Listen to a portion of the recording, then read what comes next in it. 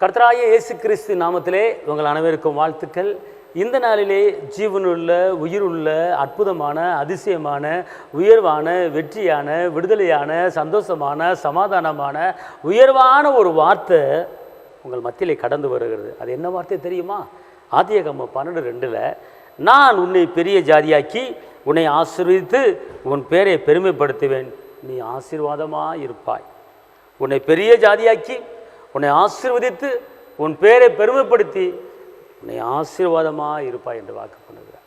அன்பாண்டவர்களே, பெரிய ஜாதியாக்க போகிறாரு, உங்கள் பேரை பெருமைப்படுத்த போகிறார். உன் பேரை பெருமைப்படுத்துவேன் என்ற வசனத்தின்படி இந்த நாளிலே உங்களுடைய பெயர் அநேக துர்ச்செய்தி மூலமாக உங்களை குற்றப்படுத்தி குறைப்படுத்தி உங்கள் பேரை அநேகர் ரிப்பேர் பண்ணியிருந்திருக்கலாம். ஆனால் கர்த்தர் இன்றைக்கி சொல்கிறாரு, உங்களுடைய பேரை நான் பெருமைப்படுத்த போகிறேன், நீ ஆசீர்வாதமாக இருப்பாய், நீ ஆசீர்வாதமாக இருப்பாய்.